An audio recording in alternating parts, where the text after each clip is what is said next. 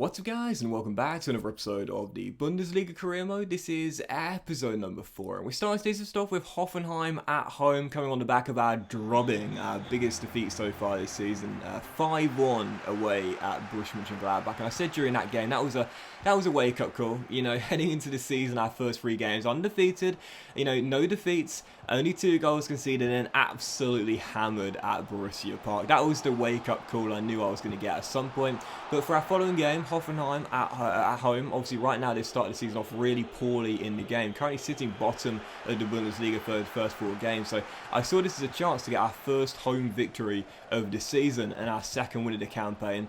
I'd been the better team, I'd created the chances, but my finishing was just woeful. Right on cue, Nankishi, who we signed on deadline day, making his debut.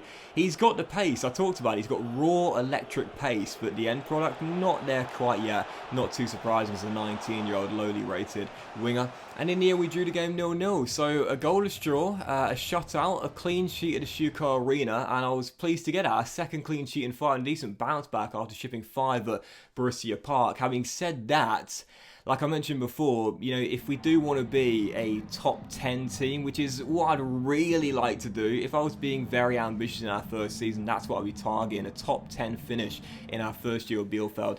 Those are the games we need to win. You know, those are the games at home against teams that are lower, not lower rated, but below us in the table. Those are the games you've got to capitalise and win. I often talk about it. If you've got like really high ambition, you can't really afford many slip-ups during a season because you know the AI teams, they often don't. We know that form is so OP in FIFA CM, so when a team gets going, it's very hard for them to break out of that streak and be beaten. So if you want to be better than you're expected, you need to be consistently really good, but also not slip up in games which should be bankers. That one there, a goalless draw, it's not a bad result. It is a clean sheet. I was very pleased to get it after shipping 5 in the previous game, but if I do want to be a top 10 team, those are the games I've got to do better in and find the goals as well to win us the game. But following that, Union Berlin away from home. In the first half, the hosts had been the better team. Ortega made a really good save early as we were still dead up to 0-0. And on the stroke of the hour mark here, not really getting many chances at all. We had a good one here, Wagnerman crossing to the back stick with that weaker left foot, which we are training up. And it proved to be a case of practice makes perfect for Joshua Wagnerman. Whips it into the back stick, and I am really liking this guy. I've talked about all the young talent in this Bielefeld side, but this guy really excites me as well. Okugawa, the Japanese attacking midfielder who of course was playing left wing when we started off with Bielefeld. We've transitioned to playing back in his more natural role as attacking midfielder as Robin goes on the left wing, and he heads in his 3rd goal in 5 and what will prove to be the game winner as well. Wagnerman with a brilliant assist, back-to-back man of the matches for our new fullback side from Hamburg in the summer. But Okugawa, I'm really liking him. 25-year-old attacking midfielder, again 3 goals in 5 games, and after our second win of the season and back-to-back clean sheets for the first time this campaign, I was trying to put that Borussia Mönchengladbach defeat far behind me, and I responded in the best way possible. Back-to-back games without a defeat, back-to-back clean sheets, and back in the top 10 as well. Look, staying there is going to be a different matter, but that's a good way to respond there on the back of the drubbing at the hands of Mönchengladbach. Still following that, we had our first scouting report of the season, and we picked up 2 players for our youth academy who, frustratingly, are both in the same position, which of course is goalkeeper. Ollie Zimmerman, who is a 16-year-old 55 rated goalkeeper, and also Jonathan Kasper as well, 59 overall at 17 years old. Is it just me, by the way? As you see our fixtures for October here, Leverkusen, the league leaders at home, Augsburg away, back-to-back games against Dortmund at home, 1 in the league and then 1 in the cup, and then Mainz at home as well. Is it just me? Or do goalkeepers in this year's FIFA, when you youth scout them, always have horrifically low positioning?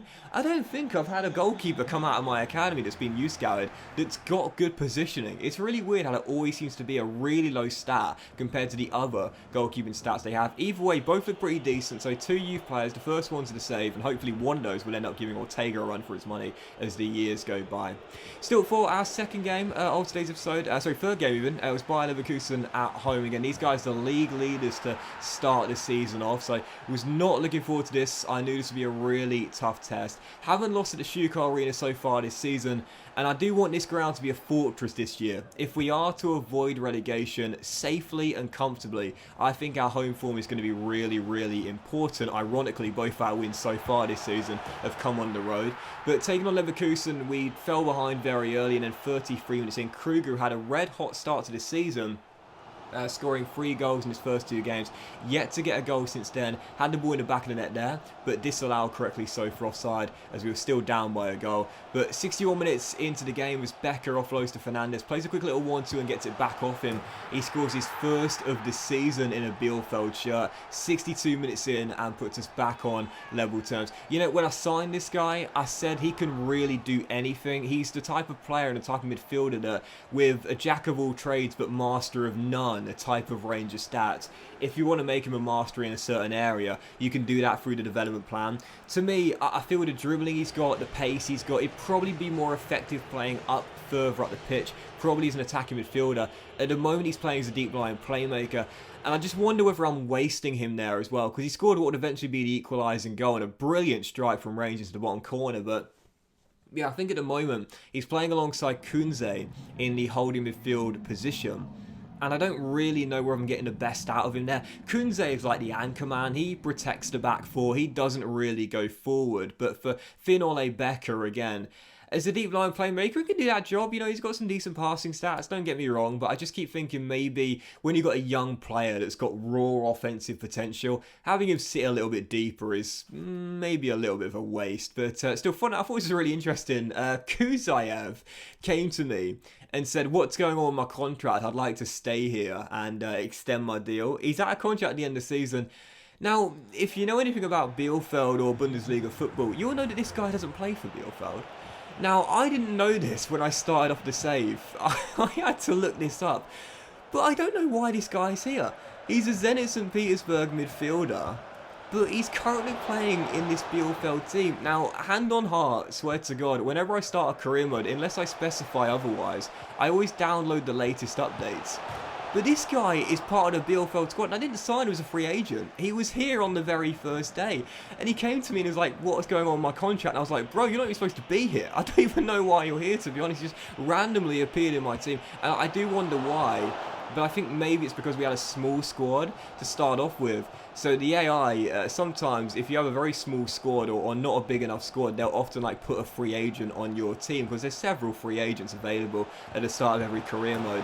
So I wonder whether, because we had such a small squad, the AI just put a free agent on our side that, you know, was around the same level of ability as some of the better players in the team. I'm not entirely sure, but I think for realism, because he's not even supposed to be here, what I'm going to do is I'm going to let his contract run down and then let him go at the end of the season. I don't mind having him in the first season and using him. And I really like his stats before. He's got the team player trait, which you know is one of my favourites. But really, he shouldn't be here. I don't know why he's here. I don't know why he appeared in my team. Again, the only answer I have is that we had a small squad to start the career mode off with. But even so, I think for realism, he's not really supposed to be here. At the end of the season, I'll let him go on a free transfer.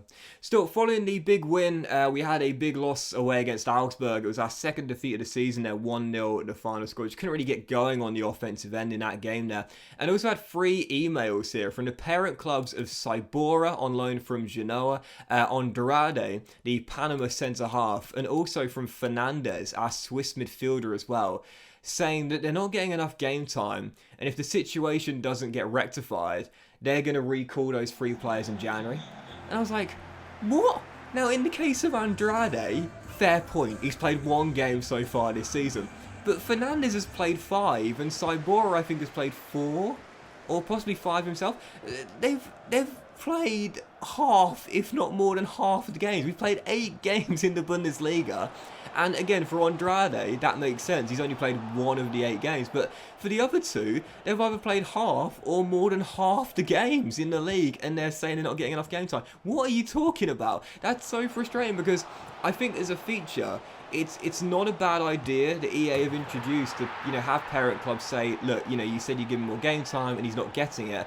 But I think it's a little bit, I don't know, it's just a little bit, not necessarily broken, but it needs tweaking. You know, those players have played half or more than half the games. Not in Andrade's case, but Fernandez and also for Saibora they have. So I don't really know why those clubs will be kicking up a fuss when they've already played a decent amount of game time already. Kind of frustrating. If we lose those 3 players in January, that'll be a little bit of a blow for us because we've already got a small squad.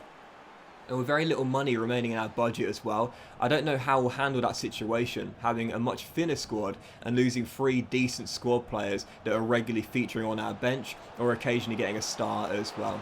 Still, following that, it was time for our first big game of the season against a big boy, and I was really excited for this. Now, of course, we had Bayern Leverkusen earlier on in the episode, and they do lead the league, but I was more excited for this one here. Borussia Dortmund taking us on the Schuko Arena, and I was thinking this could be the first scalp of the season. And when Joshua Wagnerman gave us the lead of his first goal for the goal, I was thinking, okay, all right, stay tight defensively, and we'll get our first scalp of the series. Unfortunately, Borussia Dortmund are just absolutely brilliant, as you know, and they have one of the best strikers in world football, and he's still such a young man. Erling Haaland, who is literally the complete forward. He has no weakness in his game, scored a brace, and then Donyell Malen, who came off the bench, bagged their third. Dortmund scored 3 goals in 16 minutes, and we went from leading by a goal to losing the game 3-1. Our first defeat at home this season, but to be honest, coming up against the Terminator, Erling Haaland, I wasn't too surprised. This guy is literally unstoppable, man. He is like the complete forward. I'm a huge fan of the guy, as most people are in real life. I think he has potential to become one of the best strikers of all time, and he scored 2 goals in that game as Dortmund got the win, and Malen bagged the third as well. So back-to-back defeats for the first time this season. Our first defeat at the Schuko Arena as well puts us back down into the bottom half. 13th place now, 12 goals conceded, only 9 on the board as well. One of the lowest scorers to start the season off. It's been a tough start for Bielefeld, exactly what I was expecting, and to be honest, what I was looking forward to, the challenge as well. But that will end today's career mode, guys. Big thank you for watching. I really enjoyed. If you haven't, please like. Much love to you all. Have a fantastic day, and I'll see you for the next episode of the Bundesliga career mode very soon.